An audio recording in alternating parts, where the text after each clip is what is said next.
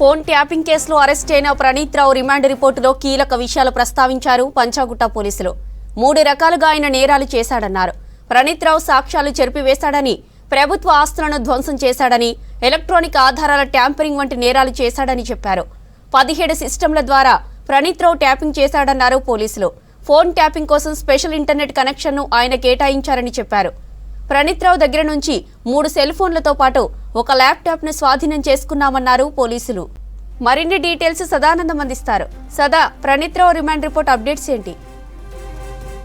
జ్యోతి, ప్రణీత్ రావు remand report కాపీలో కీలక విషయాలు పేర్కొన్నారు పంజాగుట్ట పోలీసులు. యాక్చువల్గా ఈ కేసుకు సంబంధించి 13th రోజు ఎర్లీ మార్నింగ్ అంటే 2:30 నుంచి 3 o'clock మధ్యలో అతన్ని అదుపులోకి తీసుకున్నారు. ఆ తర్వాత 13th రోజు నైట్ 9:30కి జడ్జి ముందు అతన్ని ప్రవేశపెట్టారు. ప్రణీత్ రావుని జడ్జి ముందు ప్రవేశపెట్టారు. సో ఆ టైంలో ఈ కేసుకు సంబంధించిన డీటెయిల్స్ అన్నిటితో కలిపి ఈ రిమాండ్ రిపోర్ట్ని అక్కడ జడ్జి ముందు ప్రొడ్యూస్ చేస్తారు. సో ఈ రిమాండ్ రిపోర్ట్లో ఈ కేసుకు సంబంధించి అంటే ఇప్పటి వరకు పోలీసులు సేకరించిన సమాచారాన్ని అంతా కూడా ఈ రిమాండ్ రిపోర్ట్లో ఉంచుతారు. సో దీనిలో చూసుకున్నట్లయితే ప్రణీత్ రావు అనే వ్యక్తి ఇక్కడ పంజాగుట్ట ప్రెమైసెస్లో ఒక లాగర్ రూమ్ ఏర్పాటు చేసుకున్నారు. యాక్చువల్గా అతను ఎస్ఐబిలో ఉన్నాడు కాబట్టి పొలిటికల్ పార్టీస్కి సంబంధించిన ఇంటెలిజెన్స్ అంతా కూడా ఆయన చూసుకుంటాడు. సో దీనిలో భాగంగానే ఒక 2 రూమ్లు ప్రత్యేకంగా ఏర్పాటు చేసుకొని 17 కంప్యూటర్లను ఏర్పాటు చేసుకొని దీనికోసం గవర్నమెంట్ కేటాయించిన ఇంటర్నెట్ కనెక్షన్ కాకుండా ఒక special internet connection, private internet connection దానికి అటాచ్ చేసుకొని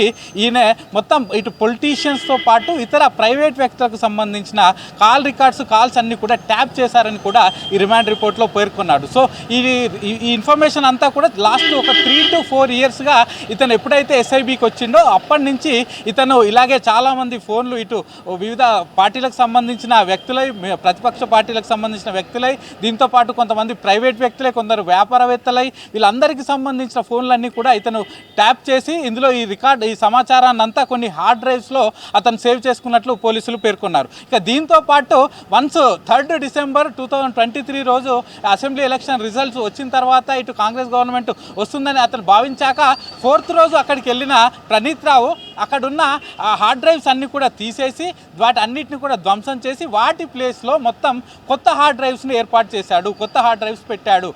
ఈ ఇష్యూ అంతా చేసేటప్పుడు అక్కడ ఉన్న CCTV కెమెరాలన్నిటి కూడా ఆఫ్ చేశాడు. ఆ 2 రూమ్లకు సంబంధించిన 17 సిస్టమ్స్ ఎక్కడెక్కడైతే కవర్ అవుతాయో వాటికి సంబంధించి మొత్తం అంతా కూడా సీసీ ఫుటేజ్ ఎక్కడ కవర్ కాకుండా మొత్తం కవర్ చేశారని కూడా ఈ రిమాండ్ రిపోర్ట్లో పేర్కొన్నారు. ఇక దీంతో పాటు ఇతనికి సంబంధించి ఎవరెవరు హెల్ప్ చేశారనే అంశాలపైన కూడా ఇప్పటికే ఎస్ఐబి ఆఫీసర్లను కూడా మేము ఇన్వెస్టిగేషన్ చేశామని పోలీసులు రిమాండ్ రిపోర్ట్లో పేర్కొన్నారు. ఈ కేసుకు సంబంధించి ఇది ఒక కీలకమైన కేసు కాబట్టి, ఎందుకంటే అప్పట్లో ప్రతిపక్ష నేతగా ఉన్న టీపీసీసీ చీఫ్గా ఉన్న సీఎం రేవంత్ రెడ్డితో పాటు ఇతర వివిధ రాజకీయ పార్టీలకు సంబంధించిన ఫోన్లు కూడా ట్యాప్ చేశాడు కాబట్టి ఈ కేసును చాలా కీలకంగా తీసుకున్నారు ఇప్పటి పోలీసులు. దీనికి ఇటు జూబ్లీ హిల్స్ ఏసీపీగా ఉన్న వెంకటగిరిని దీనికి ఐఓగా కేటాయించారు. దీంతో పాటు వెస్ట్ జోన్లో ఉన్న Panjagutta, film Nagar, Jubilee hills, Banjara hills ఈ 3 SHOలు అంటే ఈ 4 PSలకు సంబంధించిన CIలు, దీంతో పాటు పంజాగుట్టకు సంబంధించిన మరో 2 SIలను దీనిలో మొత్తం 6 సభ్యులున్న టీమ్గా ఈ కేసును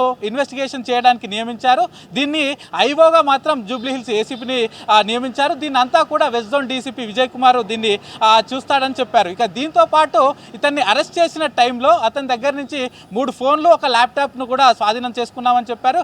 ఏసెస్ ల్యాప్టాప్, దీంతో పాటు 2 ఐఫోన్లు, ఒక శాంసంగ్ ఫోన్ కూడా మేము స్వాధీనం చేసుకున్నాం. వీటన్నిటిని కూడా FSLకి పంపించాము. దానిలో ఇతను ఎవరెవరితో చాట్ చేశాడు ఏంటి అవన్నీ కూడా ఆ చాటింగ్ అంతా కూడా రిట్రీవ్ చేయడానికి చూస్తున్నాం. అలాగే ఇతని కాల్ డేటా కూడా ఇవ్వడానికి మేము FSLకి పంపామని చెప్తున్నారు. సో ఈ అన్నిటి ఇన్ఫర్మేషన్ వచ్చిన తర్వాత అసలు ఇతను ట్యాప్ చేసిన డీటెయిల్స్ అన్నీ కూడా ఎవరికి ఇచ్చాడు అతను, ఎందుకంటే ట్యాప్ చేసి వచ్చిన డీటెయిల్స్ అన్నీ కూడా ఈ 17 సిస్టమ్స్లో ఉన్న హార్డ్ డ్రైవ్స్లో ఉండాలి. కానీ ఇతను బయట నుంచి పెన్ డ్రైవ్స్ అంటే ఇతనికి సంబంధించిన ప్రైవేట్ హార్డ్ డిస్క్లు తీసుకొచ్చి దానిలో కాపీ తీసుకొని వెళ్ళేవాడంటూ కూడా ఈ రిమాండ్ రిపోర్ట్లో పెట్టారు. సో ఈ మొత్తానికైతే కేసుకు సంబంధించి ఇప్పటికే పంజాగుట్ట పోలీసులు సీరియస్గా తీసుకున్నారు. ఇతనికి సంబంధించి ఎవరెవరు ఉన్నారనే అంశాలన్నిటిపైన అయితే ఇన్వెస్టిగేషన్ కంటిన్యూ చేస్తున్నారు.